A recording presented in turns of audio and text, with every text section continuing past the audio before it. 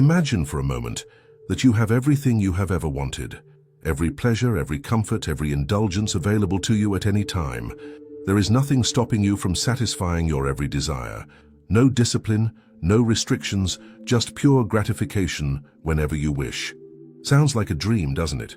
But what if I told you that this very scenario, the life of endless indulgence, is not the paradise it appears to be? What if, instead of leading to happiness, it slowly drains your spirit, erodes your ability to appreciate life, and leaves you more empty than you ever imagined? Today we are going to uncover a hidden truth that few people are willing to confront. The way self-indulgence weakens your mind, deteriorates your sense of purpose, and ultimately robs you of true fulfillment. Most people believe that seeking pleasure is harmless, even natural. After all, isn't life meant to be enjoyed? But what if I told you that the constant pursuit of comfort and gratification is actually a dangerous trap? And more than that, the final insight I will share with you today will completely change the way you see your desires, your habits, and the way you approach life itself. The truth is, self-indulgence is seductive.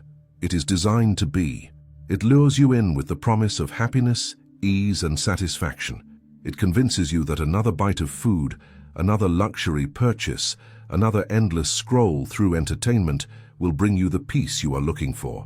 And for a fleeting moment, it does. The momentary rush of dopamine, the sense of escape, it feels good. But then what happens? The craving returns, stronger than before. The dissatisfaction creeps back in, nagging at you, pushing you to seek yet another temporary fix. And so the cycle continues. Like a wheel spinning endlessly, self-indulgence never truly satisfies. It only deepens the hunger for more. Psychologists and philosophers alike have studied this paradox for centuries. Sigmund Freud, the father of psychoanalysis, developed the concept of the pleasure principle, the idea that humans are instinctively drawn to seek pleasure and avoid pain. At first glance, this seems like a logical way to live. But Freud also warned that an unchecked pursuit of pleasure leads not to happiness, but to anxiety, dependency, and even self-destruction. When indulgence becomes the dominant force in your life, it does not empower you, it weakens you. Take a moment to think about your own experiences.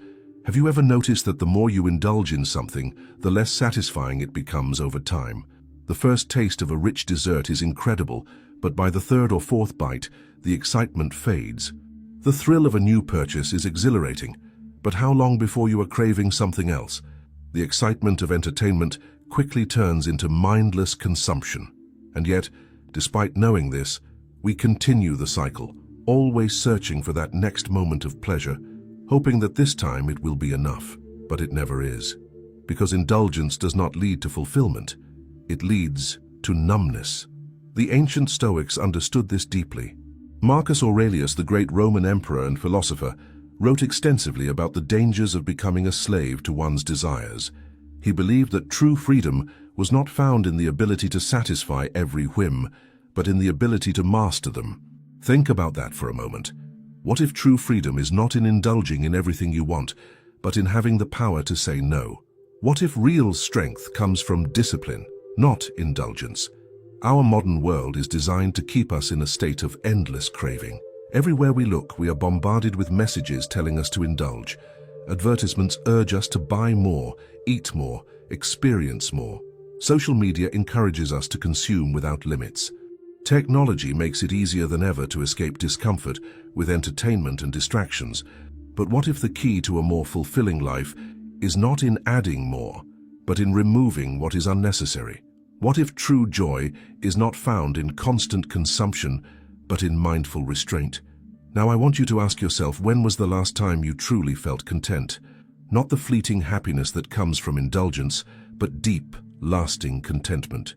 If you feel like something is missing, if you feel like no amount of pleasure ever truly satisfies you, then you are not alone.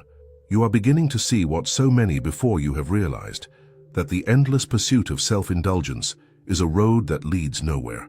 But here is the good news. There is another way, a way that leads to real fulfillment, real strength, and a deeper understanding of yourself and the world around you.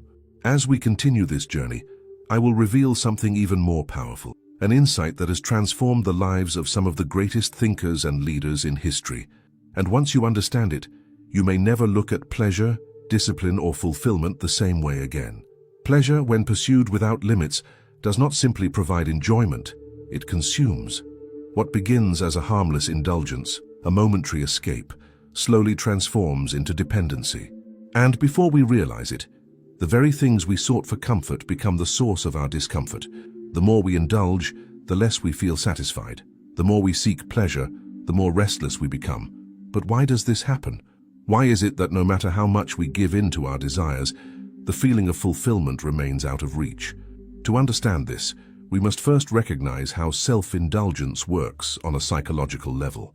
The human brain is wired to seek pleasure and avoid discomfort. This was necessary for survival in the past, when resources were scarce.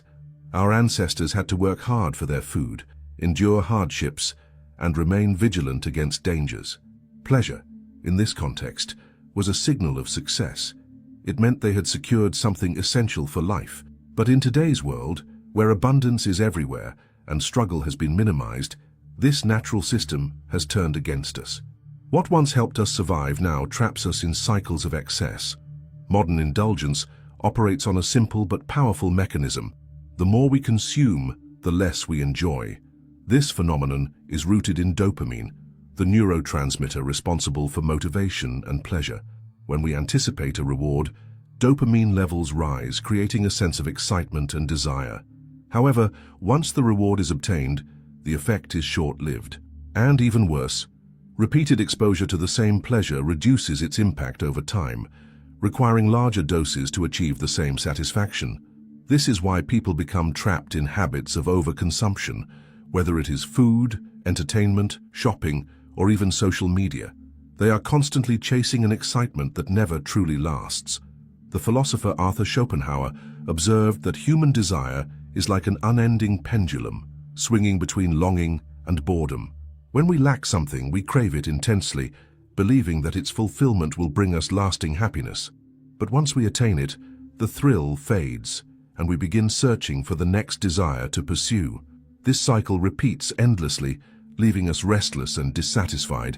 It is not the failure of the individual, it is the nature of unchecked indulgence itself. This is why the greatest thinkers of history have emphasized self-discipline as a path to true fulfillment. The Stoics believed that freedom did not come from giving in to every impulse, but from learning to control them.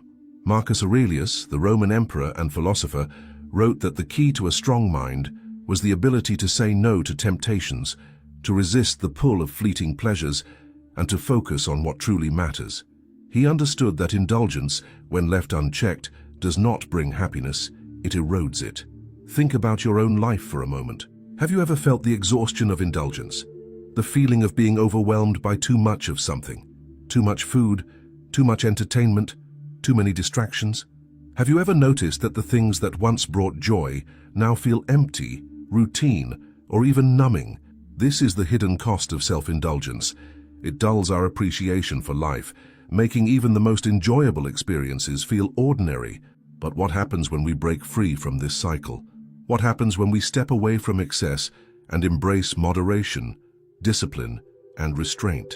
Something powerful occurs. Instead of being controlled by cravings, we regain control of ourselves. Instead of being dependent on external sources of pleasure, we find fulfillment within.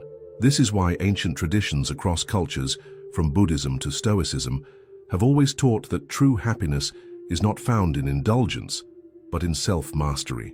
Many people believe that self-discipline is a form of suffering, that denying oneself pleasure is an unnecessary hardship.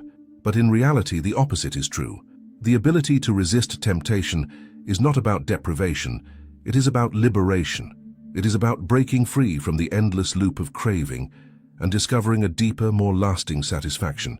When you practice moderation, the small joys of life become richer. A simple meal tastes better. A moment of silence feels profound. A deep conversation becomes more meaningful. Instead of being dulled by excess, your senses become sharper, your mind clearer, your heart lighter. But there is a reason why society does not encourage this way of thinking. The world profits from your cravings. Industries are built around keeping you addicted to pleasure. Advertising, entertainment, consumerism. They thrive on your dissatisfaction, Because a content person does not need to constantly buy, consume, or seek distraction. If you were truly fulfilled, the entire system would collapse. And so everything around you is designed to convince you that indulgence is the path to happiness, even as it slowly drains your spirit. But you do not have to follow this path. You have the power to break free from it. The moment you realize the true cost of indulgence, how it numbs your senses, weakens your will, and leaves you perpetually unsatisfied, you gain the ability to take back control. You begin to see that real happiness does not come from excess, but from balance. Real fulfillment is not found in constantly giving in, but in knowing when to hold back. And as we go even deeper, I will reveal something even more profound, an understanding that has changed the course of history for those who have embraced it. Once you grasp this truth, you will never see pleasure, discipline, or fulfillment in the same way again. If self-indulgence is a thief, then self-mastery is the key to reclaiming what has been stolen: our energy, our focus, our sense of meaning. But breaking free from the cycle of indulgence is not just about resisting temptation, it is about replacing it with something greater. When we remove the excess from our lives, what do we fill the empty space with? This is where true transformation begins. Throughout history, the greatest minds, philosophers, scientists, spiritual leaders, have all understood that discipline is not a form of punishment, but a gateway to something higher. It sharpens the mind, strengthens the will, and allows us to tap into a deeper level of clarity and purpose. Consider the lives of those who have achieved greatness. They were not controlled by their impulses. They did not waste their days in distraction. They were guided by something more powerful than fleeting pleasure. They were guided by vision, by purpose, by an understanding that life is not meant to be spent in passive consumption, but in active creation. Take Leonardo da Vinci, for example. He was not just a painter. He was an inventor, a scientist, a philosopher. He lived with an insatiable curiosity, dedicating himself to study, to discipline, to the pursuit of knowledge. If he had spent his time seeking only comfort and pleasure, would he have created the masterpieces that continue to inspire the world today? Or consider Nikola Tesla, who lived with almost monastic discipline, devoting himself entirely to his work. These individuals were not exceptional because they indulged in everything they desired. They were exceptional because they had the strength to resist distractions and focus on what truly mattered. The same principle applies to our everyday lives. Whether it is health, relationships, or personal growth, nothing of value is achieved through indulgence alone. Imagine two people. One gives in to every craving, every impulse, every temptation. The other practices discipline, choosing to exercise instead of being sedentary, choosing to focus instead of being distracted, choosing to invest in meaningful experiences instead of wasting time on shallow pleasures. Which of these two will live a more fulfilling life? Which of these two will look back with pride rather than regret? The problem is that discipline is often misunderstood. People associate it with restriction, with suffering, with denying oneself happiness. But in reality, it is the opposite. Discipline is not about suffering. It is about empowerment. It is about choosing long-term fulfillment over short-term gratification. It is about regaining control over your life, rather than being controlled by impulses that do not serve you. Imagine standing in front of two paths. One is smooth, easy, lined with endless pleasures. The other is steeper, more challenging, requiring effort and resilience. Most people take the first path, believing it leads to happiness, but as they walk, they realize something. The pleasures that once excited them now feel dull. The joy they expected is nowhere to be found. Meanwhile, those who took the second path, who embraced discipline, who faced challenges, who sacrificed comfort for growth, discover something unexpected. They become stronger. They find meaning. They experience a depth of life that indulgence could never provide. This is why the world's greatest teachings emphasize self-restraint as a path to enlightenment. The Buddha taught that attachment to pleasure leads to suffering. The Stoics taught that a person is truly free only when they are not ruled by their desires. Modern psychology confirms what these ancient traditions have long understood. Happiness is not found in constant indulgence, but in mastery over oneself. And now I want you to ask yourself, where in your life are you giving in to indulgence at the cost of something greater? Where are you choosing comfort over growth, distraction over purpose, ease over true fulfillment? If you feel stuck, unsatisfied, constantly searching for something more. This is why. But the good news is that you are not trapped. You can change the course of your life, starting right now. As we move forward, I will share with you one final powerful truth. A truth that has the potential to change not just how you see indulgence and discipline, but how you see your very purpose in life. It is the ultimate key to breaking free, to reclaiming your inner strength, and to living with a sense of meaning that no pleasure alone can ever provide. And once you understand it, you may never look at your desires the same way again. If there is one undeniable truth about the human experience, it is that we are not meant to drift aimlessly in pursuit of pleasure. We are meant to grow, to strive, to create something greater than ourselves. And yet, indulgence seduces us with an illusion that happiness is found in ease, in comfort, in surrendering to every desire. But this illusion is not just false, it is dangerous. It weakens us. It robs us of our highest potential. Think about the people you admire most, the individuals who have left a lasting impact on history, on society, or even on your own life. Were they driven by comfort? Did they achieve greatness by giving in to every whim? No, they stood for something. They embraced challenges. They understood that discipline is the price of true fulfillment. And the most remarkable thing, they were not deprived. They were the most alive, the most engaged, the most purposeful people of their time. Now consider the opposite, the life of unchecked indulgence, the person who wakes up without direction, who drifts from one distraction to another, who fills the empty spaces of life with meaningless consumption. Does this person feel truly fulfilled? Or do they feel restless, anxious, unsatisfied, despite having everything they thought they wanted? This is the silent tragedy of self-indulgence. It does not satisfy. It only deepens the hunger for more. Neuroscientists have studied this phenomenon extensively. The more we engage in instant gratification, whether through social media, unhealthy food, or mindless entertainment, the more our brain adapts, reducing our ability to find pleasure in simple, meaningful experiences. This is why those who overindulge in anything, whether it be material possessions, digital distractions, or even excessive leisure, often report feeling emptier, not fuller. Their baseline for happiness shifts, making ordinary joys feel dull in comparison. But what happens when someone reclaims control over their desires? When they stop living on autopilot and start making intentional choices, they begin to experience life in a completely different way.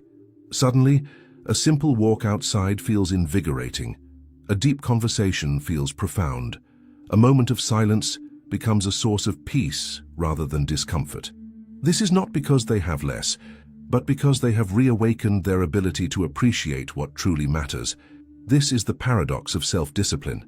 The less we chase pleasure, the more pleasure finds us. The less we consume mindlessly, the more we enjoy consciously. The less we indulge, the richer our experiences become.